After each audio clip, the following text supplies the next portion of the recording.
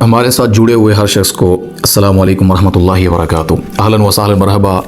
آج ہمارا خلاصہ قرآن کا 17واں سپارہ ہے، اقترب للناس اس کا نام رکھا گیا ہے، اور اس میں دو صورتیں ہمیں پڑھنے کو ملتی ہیں۔ ایک سورۃ الانبیاء ہے اور سورۃ حج، مکی صورتیں ہیں۔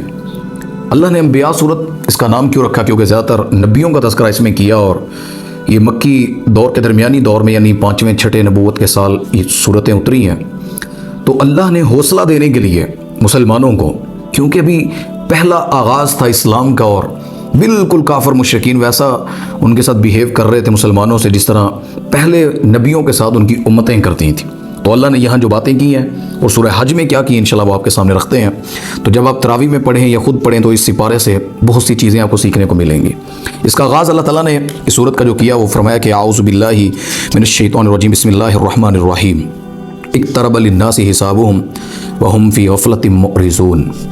اللہ اکبر۔ اس میں اللہ نے آغاز میں ہی اللہ نے ان کا وہ رد کر دیا، ان کے اعتراض کا، جو کہتے تھے دنیا محض فقط کھیل تماشا ہے، یہ بنی ہے، ہوائیں چلتی ہیں اور انسان پیدا ہوتا ہے مر جائے گا، کہانی ختم۔ اللہ نے اس اعتراض کا ان کی اصلاح کر کے سمجھا دیا کہ تمہارا حساب قریب ہے اور تم ابھی تک غفلت میں ہو۔ یعنی اللہ نے ان کے اس عقیدے کی نفی کر دی کہ کوئی مر کر دوبارہ نہیں اٹھے گا، اور وہ سمجھتے قیامت نہیں آئے گی۔ اللہ نے جتنے بھی ایسے لوگ ہیں، وہ مشرکین مکہ تھے یا آج کل ہیں، جو قبر کے عذاب کو نہیں مانتے، آخرت کو نہیں مانتے، اللہ کہتے ہیں ان کے حساب کا دن وہ قریب ہے، اور یہ لاپرواہی کے اندر موجود ہے، غفلتوں میں موجود ہے۔ تو پہلی سورت سے اللہ نے یہاں پہلی آیت سے اللہ نے اس چیز کا آغاز فرمایا، اور اس سے آگے اس سورت کی 7 اور 8 نمبر آیت میں بھی اللہ نے کی ایک اور اصلاح فرمائی۔ مشرکین کہتے تھے کہ نبی جس پر ہم ایمان لائیں، یہ نبی کیسے ہو سکتا ہے؟ یعنی یہ تو بشر ہے، انسان ہے۔ یہ تو ہمارے لوگ بھی اللہ کے نبی صلی اللہ علیہ وسلم کو بشر نہیں مانتے۔ حالانکہ یہ آیات پڑھیں آپ اس صورت کی، واضح طور پر اللہ سمجھا رہے ہیں کہ میرا نبی جو ہے وہ بشر ہے، اور ان کو اعتراض بھی یہی تھا۔ تو اللہ نے کہا جو میں نے پہلے نبی بھیجے ہیں وہ بھی کھاتے تھے، یہ نہیں ہے کہ ان کو موت نہیں آتی تھی، یہ تو اللہ نے پیدا کیے، ان کو چن لیا اپنے لیے۔ تو فرمایا کہ یہ انسان پہلے بھی جو آئے ہیں نبی جن کو بنایا گیا وہ انسان ہی تھے، بشر ہی تھے۔ اللہ نے یہاں یہ بھی ان کی تصحیح فرما دی کہ نبی جو ہوتا ہے وہ انسان ہی ہوتا ہے، فرشتوں کو اللہ نبی بنا کر ہدایت کے لیے نہیں چنتا۔ تمہارے اندر سے یعنی اللہ نور کو بنا دیتا، فرشتے کو نبی بناتا، تو سب نے کہنا تھا وہ تو فرشتے ہیں، ان کو کھانے کی حاجت نہیں، ان کی زندگی الگ، ان کا معاملہ الگ۔ اللہ نے نبی انسانوں سے چنا، کوئی اعتراض نہ کر سکے جی ہم عبادت کیسے کریں، نبی کی طرح کیسے کر سکتے ہیں۔ اللہ نے کہا وہ بھی تو انسان ہے، اس کو بھی تکلیف ہوتی ہے، ان کو بھی محسوس ہوتا ہے، وہ بھی تو اللہ کے سامنے کھڑے ہوتے ہیں، عبادت کرتے ہیں، اللہ کے بن کر رہتے ہیں، تو تمہیں بھی اللہ کی بننے ہیں، اللہ کی بات ماننے میں کیا اعتراض؟ اللہ نے یہاں اس چیز کی بھی کلیئرنس فرما دی۔ اس سے آگے 22 اور 23 نمبر آیت تک جو باتیں اللہ تعالیٰ نے کی، وہ اللہ نے سادہ سی مثال توحید کی سمجھائی ہے، سادہ سا واضح طور پر۔ اللہ کہتے ہیں اگر اس کائنات کے 2 خدا ہوتے اس دنیا کے، تو زمین کا نظام بگڑ جاتا، تباہ ہو جاتا۔ یعنی ایک خدا کہتا میں نے بارش کرنی ہے، دوسرا کہتا میں نے نہیں نازل کرنی، کیا ہوتا؟ ایک نے کہا کہ میں نے اس کو زندگی دینی، دوسرا خدا کہتا میں نے نہیں دینی، اسے مار دینا ہے۔ تو خدا ایک ہے، 2 ہوتے تو زمین کا نظام سٹیبل ہی نہیں رہ سکتا تھا۔ تو اللہ تعالیٰ یہاں پر یہ چیز واضح کر رہے ہیں کہ اس زمین کو فساد سے بچائے ہوئے اس کا کائنات کا نظام جو صحیح معنوں میں چل رہا ہے نا، یعنی کسی کا کوئی اعتراض نہیں بنتا، نہ کوئی کر سکتا ہے، نہ اللہ کے فیصلوں میں کوئی اپنا فیصلہ داخل کر سکتا ہے، صرف ایک یعنی خالق کا فیصلہ چلتا ہے، ایک رب کا، تو وہ اللہ ہے، باقی کوئی ایسا نہیں جس کے پاس یہ طاقت ہو یا اختیار ہو۔ تو اللہ نے ان آیات میں اس چیز کو دلیل دے کر واضح کر دیا کہ اللہ نے کائنات کو بنایا اور وہ اکیلا چلانے والا، کوئی دوسرا اس کے ساتھ نہیں ہے۔ اس سے آگے اللہ تعالیٰ نے 30 اور 33 نمبر آیت تک آپ پڑھیں گے، فرمایا کہ کائنات کوئی کھیل تماشا نہیں ہے، بلکہ ایک عظیم الشان اللہ نے اس پر نظام قائم کیا ہوا ہے، جو دلیل کے نہایت فہیم اور حکیم ذات نے یعنی اس نے اس کو چلایا ہوا ہے۔ وہ اتنی حکمتوں والا، اتنی طاقتوں والا، اتنی جرتوں والا وہ رب ہے کہ وہی کائنات چلا سکتا تھا اور کوئی نہیں چلا سکتا۔ پھر اللہ ان آیات میں اپنا تعارف کروا کے سمجھا رہے ہیں توحید کے بارے میں، کائنات کیسے چل رہی ہے۔ اس سے اللہ تعالیٰ نے اس سے آگے فرمایا کہ جو لوگ دین سے دور ہیں، 44 نمبر آیت ہے اس سورت کی، کہ ایسا نہیں ہے کہ انہیں اس کے خلاف کوئی دلیل مل گئی ہے، یعنی اللہ کے خلاف ان کو کوئی نیا خدا مل گیا اور نئی بات مل گئی اور وہ اب اس پر مطمئن ہے۔ ان کے پاس سچی دلیل نہیں ہوتی اللہ کے سوا، قرآن و حدیث کے سوا جو دنیا کے لوگ جس پر چلتے ہیں نا، وہ حقیقت نہیں ہے۔ بے شک اس پر اپنے آپ کو مطمئن کریں، جس طرح یہ ہندو پنڈت ہیں جو اپنے آپ کو پنڈت بن کر اس کے اوپر مطمئن کیے ہوئے ہیں، عیسائی عیسیٰ علیہ السلام کو اللہ کا بیٹا مان کر کوئی بھی ایسی چیز، اللہ کہتے ہیں یہ دلیل ان کی سچی نہیں ہے، یہ دلیل ان کو ملی نہیں ہے۔ دراصل ہم نے انہیں اور ان کے آباء و اجداد کو اللہ کہتے ہیں مال اتنا دیا، لمبی عمریں اتنی عطا کی تھیں کہ پھر وہ غفلتوں میں پڑ گئے۔ انہوں نے اسلام کو سمجھا نہیں، اللہ کا تعارف صحیح سمجھا نہیں، وہ دنیا کی چیزوں میں پڑ گئے، معبود اپنے بنا لیے، انہوں نے اسلام کے اندر اپنی سوچ رکھ لی، اللہ کے منکر ہو گئے، کافر ہو گئے، کیونکہ ان کو عمریں زیادہ ملی، مال بھی زیادہ ملا۔ مال فتنہ ہے۔ نبی پاک صلی اللہ علیہ وسلم، میں اپنے بعد جس فتنے کو چھوڑ کر جا رہا ہوں نا، مجھے جس کا ڈر ہے وہ مال ہے، عورت ہے، تو یہ سب سے بڑا فتنہ، عورت کا فتنہ اور مال کا فتنہ۔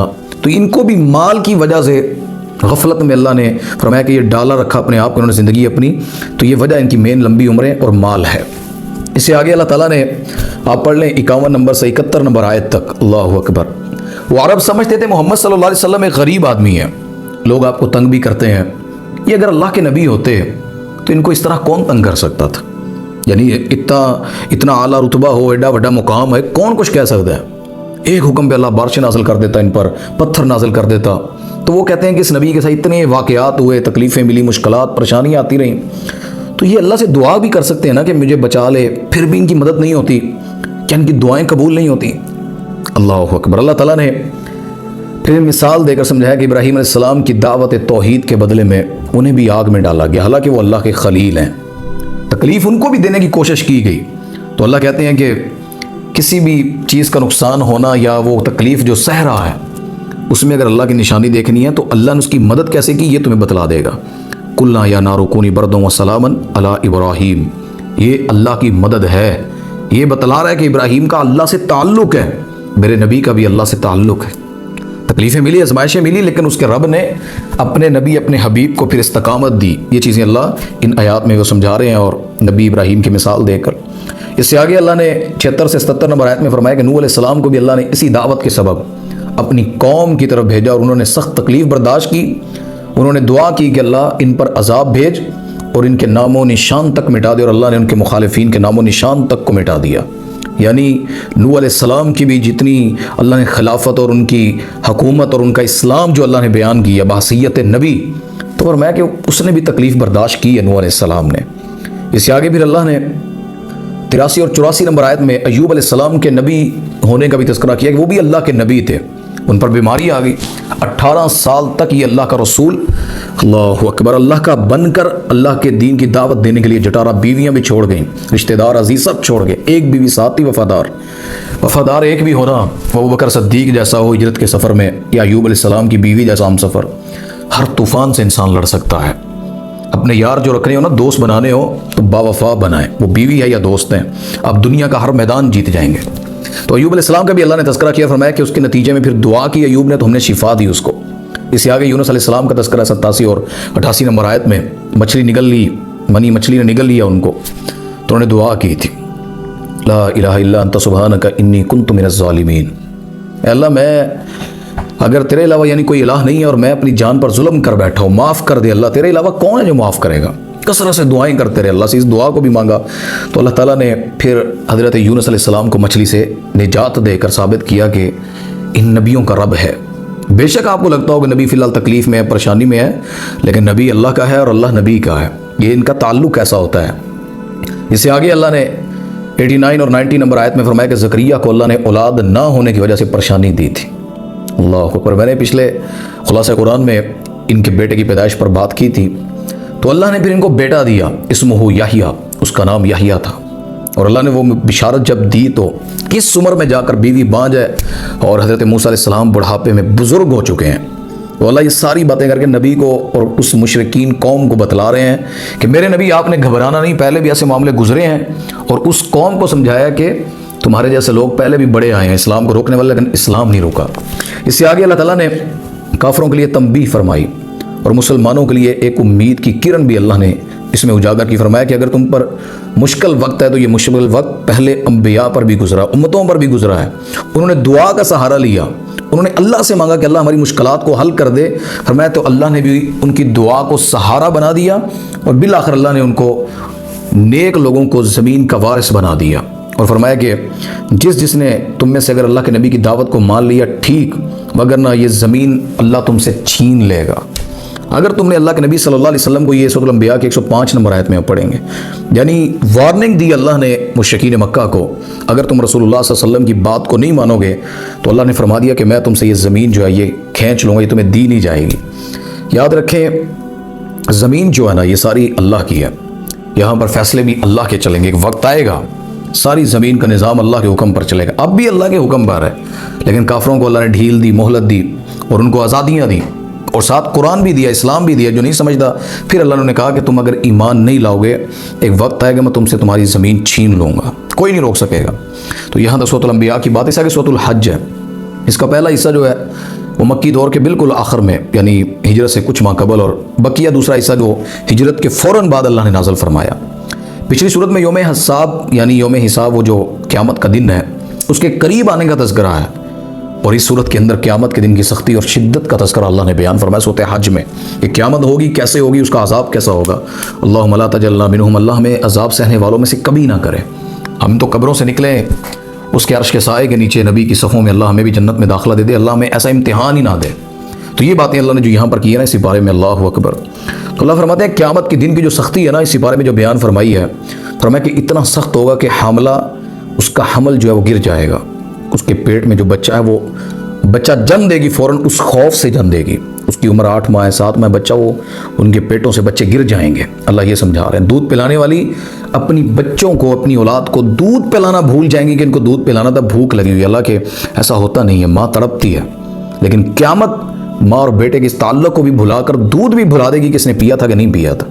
اور لوگ شدت اور پریشانی میں فرمایا کہ ڈاواں ڈول پھرتے رہیں گے، ذہن ان کا کام نہیں کر رہا ہوگا کہ اتنا سخت امتحان، کوئی ادھر ٹکر مار رہا، کوئی ادھر گر رہا ہے، کوئی ادھر گر رہا ہے۔ تو سورۃ حج کی پہلی آیت میں اللہ نے یہ بات کی، اس سے آگے فرمایا کہ 5 اور 7 نمبر آیت تک آپ پڑھیں گے کہ انسان کو غور کرنا چاہیے کہ کیسے کیسے مظاہر سے گزر کر، کیسے کیسے ان وقت اور دور سے گزر کر اللہ نے کن رستوں سے اس کی پیدائش فرمائی ہے۔ یعنی انسان اپنی دنیا میں آنے کی گھڑیوں کو سمجھ جائے نا، اللہ نے کس پروسیجر سے ماں کے پیٹ میں خود پال کر کیسے اللہ نے اس کو پیدا کیا، اور فرمایا کہ اس کے ساتھ ساتھ اس طرح کی زمین کو دیکھو کہ کس طرح اس نے پانی نہ ملنے کے بعد وہ اس کی جو بنجر حالت ہوتی ہے، فرمایا پھر اس پر پانی لا کر اللہ نے کیسے بنجر زمین کو زندہ کر دیا۔ تو وہ جیسے زندہ ہوتی ہے تو اس میں فصلیں لہلہاتی ہیں، یعنی کھیت اگ جاتے ہیں، فصل، وہ ساری چیزیں، خوراک اس میں، وہ کھیتی باڑی کرنے کے قابل اور رونق کی جگہ بن جاتی۔ فرمایا کہ اللہ تعالیٰ تو اسی طرح قیامت کے دن تمام مردوں کو دوبارہ زندہ کر دے گا، یعنی بنجر زمینیں آباد کر سکتا ہے وہ رب جو ہے انسان کی پیدائش جن رستوں سے گزار کے کر رہا ہے، تو بعید ہے کہ یہ قیامت کے دن اللہ پیدا نہیں کرے گا۔ تو یہاں اللہ تعالیٰ نے اس بات کی بھی کلیئرنس کر دی کہ قیامت کو اللہ مثال دے کر سمجھا کر کے دوبارہ زندہ کیسے کرے گا۔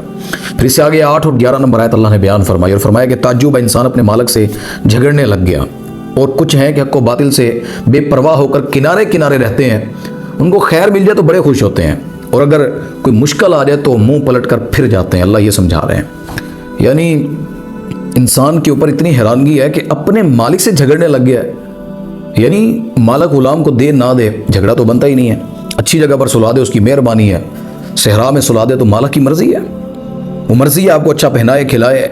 تو اللہ کہتے ہیں یہ عجیب بات ہے کہ میں انہیں دوں یا نہ دوں، یا ان کو جو حکم دوں، یہ اپنی دماغ اپنی سوچ لے کر بیٹھے ہیں، یہ میں رب کی مالک کی کیوں نہیں مانتے۔ اور فرمایا کہ انہوں نے جو اپنا ذہن بنا کر رکھا ہوا ہے نا حق اور باطل کی یعنی پرواہ کیے بغیر، یہ ان کو خوشی مل جائے تو یہ پھر بڑے خوش ہو جاتے ہیں، غم مل جائے تو فرمایا کہ منہ پھیر لیتے ہیں، یعنی تکلیف آتی ہے تو اللہ کے نہیں رہتے، یہ شکوے شکایتیں ہیں، ہوا کچھ نہیں، میلا کچھ نہیں، فلاں کی کوٹھی اتنی بڑی ہے، فلاں کی تجارت ایسی ہے، فلاں تو ایسی عمر گزار رہا ہے، زندگی گزار رہا ہے، مجھے اللہ کیوں نہیں۔ بڑے لوگوں کو آپ سنیں گے وہ کہتے ہیں ساڈی دعا تو سنی نہیں جا رہی، ہماری تو زندگی میں دعائیں قبول ہی نہیں ہو رہی۔ آپ ہر چیز کی دعا مانگتے ہیں اللہ سے، وہ ہر چیز تمہیں دے رہا ہے، سو کر اٹھتے ہو صبح ناشتہ دیتا ہے، کب روزانہ مانگ کر سوتے ہو ناشتہ، تمہیں چلنے کے لیے پاؤں، عقل، فہم دیتا ہے، طاقت دیتا ہے۔ حالانکہ جب ہر چیز اللہ کہتے کہ تم نے مانگنی، سانس چلے تمہیں سوال کرنا پڑے، کچھ پڑھنا پڑے، اللہ تمہیں کہہ دے کہ تم نے جب تک روزانہ ہر چیز کے 2 رکعات نفل نہیں پڑھ کر جاؤ گے، ایک ایک جوڑ کے بدلے، یہ ہاتھ موو نہیں کرے گا جب تک 2 رکعات نہیں پڑھو گے، آنکھیں نہیں کھلیں گی جب تک 2 رکعات نہیں پڑھو گے، کتنا بڑا آزمائش اور امتحان کا مرحلہ ہوتا۔ اللہ کہتے تم کچھ بھی نہیں مانگتے، میں تمہیں پھر بھی دے رہا ہوں، تو انسان کہتا نہیں میں تو کچھ لبا ہی نہیں۔ تو اللہ تعالیٰ نے یہاں پر ان کی یہ بھی نفی فرما دی اور فرمایا کہ کس طرح اللہ تعالیٰ ان پر انعامات کیے ہوئے ہے، اور یہ بس خوشی ملتی ہے تو خیر ملے تو خوش ہوتے ہیں، ورنہ یہ اللہ کو بھول بیٹھتے ہیں، منہ پھیر لیتے ہیں۔ اس سے آگے 18 نمبر آیت اللہ کہتے ہیں کائنات کی تمام مخلوقات اللہ کے سامنے سر بسجود ہے، لیکن انسان کو کیا ہے؟ اختیار ملا۔ انسان کو اللہ نے بس کہہ دیا کہ تجھے اجازت ہے، تو اپنی مرضی سے مجھے سجدے کر کتنے کرتا ہے؟ فرمایا کہ اس نے سجدہ سے پھر انکار کر دی، انکاری ہو گیا سجدے سے، یعنی نماز نہیں پڑھتا۔ میں نے اسے اختیار دیا، میں نے اس پر سختی نہیں کی، میں نے اس کے اوپر چھوڑ دیا۔ جانور دیکھیں غلط نہیں بول سکتے، ایسی پلاننگ نہیں، زبان ہی نہیں دی اللہ نے۔ انسان کو ہر چیز دے کر اللہ نے اختیار انسان پر چھوڑ دیا۔ میں دیکھتا ہوں تو کتنے سجدے کرتا ہے اور میری کتنی تعریف کرتا ہے۔ اس سے آگے اللہ تعالیٰ نے پھر 26 اور 31 نمبر آیت فرمایا کہ اللہ نے آپ کے باپ ابراہیم کو مسجد حرام تعمیر کرنے کا حکم دیا تھا کہ اللہ کی عبادت ہو، کسی کا شریک نہ ہو، اور اس کا نام حج کیا جائے، یعنی حج رکھا جائے۔ لہذا تمہیں ان کی اولاد ہونے کی وجہ سے بت پرستی سے اجتناب کرنا چاہیے۔ ابراہیم علیہ السلام سے نا عرب کے لوگ بڑا تعلق بتلاتے تھے، ہم ابراہیمی ہیں، تو بت رکھے ہوئے ہیں 360 بیت اللہ کے اندر۔ اللہ کہتے ہیں بنایا یہ گھر اس لیے تھا کہ اس گھر میں غیر اللہ کی عبادت نہ ہو، بتوں کی نہ ہو۔ تو تمہارا باپ جو ہے اس نے حج نام رکھا اور اللہ کو پوجا، تم حج کرتے ہو جو مکہ کے لوگ تو 360 بتوں کی عبادت کرتے ہو۔ تو فرمایا تم اس کو اگر مانتے ہو تمہیں پھر اس بت پرستی سے اجتناب کرنا چاہیے۔ اس سے آگے اللہ تعالیٰ نے 34 اور 36 نمبر آیت میں فرمایا قربانی اللہ کے نام پر کرو، بتوں کے لیے نہ کرو۔ قل ان صلاتی و نسکی و محیای و مماتی للہ رب العالمین، میرے نبی کہہ دیں ان سے میری نماز، میری قربانی، میرا جینا اور مرنا اللہ کے لیے ہے۔ قربانی جو کسی کے لیے کرتا ہے نا، یا کوئی بھی ایسی چیز صدقہ جس پر غیر اللہ کا نام لے لیتے ہیں، اللہ کے سوا کسی نسبت جوڑ دیتے ہیں، جی فلاں بزرگ کے نام پر، فلاں قبر کے نام پر، تو فرمایا وہ مال حرام ہو جاتا ہے۔ اس سے آگے اللہ تعالیٰ نے 39 اور 40 نمبر آیت میں فرمایا کہ مسلمانوں کو اپنے دفاع کے لیے ہتھیار اٹھانے کی اجازت دی ہے اللہ نے، کیونکہ یہی امن قائم کرنے کا واحد طریقہ ہے۔ جب اپنی طاقت تیار نہیں کرو گے نا، پھر کفر تم پر مسلط ہوگا۔ ہم نے بلڈنگیں، کوٹھیاں اور پتہ نہیں کیا کیا بنانا شروع کر دیا۔ وَاعِدُّوا لَهُم مَا اسْتَطَعْتُم مِّن قُوَّةٍ، ہم نے اس چیز کو چھوڑا اور اللہ نے ہمیں اس ذلت میں ڈال دیا کہ آج کافر ہم پر مسلط ہے۔ اسرائیل اور بڑے بڑے ملک نا اپنی جو ڈیفنس سسٹم پر آدھے بجٹ لگا دیتے ہیں، اور ہم لوگ کیا کرتے ہیں؟ کوئی چیز ایسی بنانی ہو، کرنی ہو، تو ہم کہتے ہیں جی ہم نے تیارے کیا کرنے ہیں، ہم نے جنگی آلات کیا کرنے۔ میرے بھائی اسلام کی بنیاد اسی چیز پر کھڑی ہے۔ تو اس سے آگے اللہ تعالیٰ نے فرمایا کہ اسلام کی مخالفت کرنے والوں کو پرانی قوموں کے انجام سے عبرت حاصل کرنی چاہیے۔ مسلمانوں کو اپنے دین کو بچانے کے لیے ہجرت اختیار کر لینی چاہیے، اور اللہ ان کی بہت فراخی اور وسعت رکھی ہوئی ہے، یعنی اس کے اندر بڑی خیر رکھی ہوئی ہے اللہ نے یہاں پر ایک ہجرت کے لیے اللہ نے پیغام دیا، اور پرانی قوموں کے انجام سے عبرت حاصل کر کے دین پر چلنے کی اللہ نے اس میں اطلاعات فرمائی۔ 42 اور 58 اور 59 نمبر آیت تک آپ ان چیزوں کو پڑھیں گے، ہجرت اور دعوت اور پرانے لوگوں سے عبرت حاصل کرنے کا اللہ نے جو پیغام دیا۔ پھر اللہ نے اس میں بات سمجھائی کہ مشرک لوگ اللہ کو چھوڑ کر جن کو پکار رہے ہیں، فرمایا وہ تو سب مل کر ایک مکھی پیدا نہیں کر سکتے، بلکہ وہ اتنے کمزور ہے کہ مکھی ان کے کھانے سے کچھ اٹھا کر لے جائے، وہ اس مکھی سے وہ کھانا واپس نہیں کھینچ کر لا سکتے۔ کتنا بڑا اللہ نے حل کر دیا مسئلہ لوگوں کا۔ ایک مکھی پیدا نہیں کر سکتے جن سے بیٹے مانگتے ہو، جن سے رزق مانگتے ہو، داتا کہتے ہو، جنہیں گنج بخش کہتے ہو، یہ تو اپنی میت کے بھی وارث نہیں ہے، اپنی اولاد کے بھی وارث نہیں ہے۔ گنج بخش کہتے ہو، داتا جس کو داتا کہتے ہو نا، بیٹے مانگتے ہو، ان سے رزق مانگتے ہو، ان کی اپنی اولادیں نہیں تھیں۔ تو میرے بھائی اللہ تعالیٰ یہ نصیحت کے لیے یہ جو آیت ہے 73-74 نمبر آیت سورہ حج کی، ایک مکھی یہ پیدا نہیں کر سکتے۔ مکھی ان کے برتن سے کچھ اٹھا کر لے جائے نا، اڑ جائے، تو وہ گھر میں ہی گھوم رہی ہو، ان کی سائنس لگا لیں، اس مکھی سے یہ وہ خوراک نہیں کھینچ سکتے۔ اللہ سمجھانے پہ ہے تو مکھی کی مثال دیتا ہے ہمارا رب۔ تو اللہ نے یہاں یہ چیز سمجھی۔ اس سے آگے اللہ فرماتے ہیں 70 اور 78 نمبر آیت، آخری باتیں جو میں اس میں کر رہا ہوں سورہ حج میں، فرمایا مسلمانوں اللہ کی عبادت کرو اور خیر کے کام کرو۔ تم کو کوئی نیا فرقہ، اللہ اس کی بات نہیں کر رہا کہ تم نئے فرقے نہیں ہو، کہ نئی مخلوق نئی چیز آئی ہو، بلکہ ابراہیم کی ملت کا حصہ ہو۔ ابراہیم علیہ السلام اللہ کو مانتے، عبادت کرتے، اللہ کی پوجا کرتے، اللہ کے لیے اللہ کا گھر بناتے، اللہ حکم دے ہجرت کا وہ ہجرت کر جاتے، اللہ کے لیے آگ میں جانا پڑے وہ آگ میں چلے جاتے، اولاد کو چھوڑنا پڑے وہ اولاد کو ویرانے میں چھوڑ آتے۔ اللہ کہتا ہے تمہیں اولاد کی کہوں، تمہیں اللہ کے گھر بنانے کی بات کروں، دشمنوں کے سامنے بات حق، یعنی دشمنوں کے ایوانوں میں، کفر کے ایوانوں میں کلمہ حق کہنے کا موقع ملے تو ہم نہیں کہتے۔ یہ ساری ملت ابراہیم کی اللہ بات کر کے اس کے نقش قدم پر چلنے کی بات کرتے ہیں۔ ٹھیک ہے کچھ شریعتوں میں چیزوں میں فرق آتا ہے، لیکن دعوت دین وہی ہے۔ کلمہ، شریعت، عبادت، یعنی اللہ کے سامنے جھکنا وہی چیزیں ہیں۔ معاملات میں احکامات میں اگر فرق ہے تو وہ نبی کی وجہ سے، لیکن اصل بنیادی لا الہ الا اللہ کی دعوت وہ ابراہیم علیہ السلام والی ہے۔ تو اللہ تعالیٰ نے ان صورتوں کے اندر، دونوں صورتوں میں یہ چیزیں سمجھائی ہیں ہمیں 17ویں سپارے میں۔ انشاءاللہ پھر بقیہ سپاروں میں بھی کچھ باتیں کریں گے۔ تو یہ نصیحت کے لیے اللہ نے پہلی قومیں اور جین سمجھایا، اللہ ہمیں بھی اس پر عمل کرنے کی توفیق عطا فرمائے۔ وآخر دعوانا الحمدللہ رب العالمین۔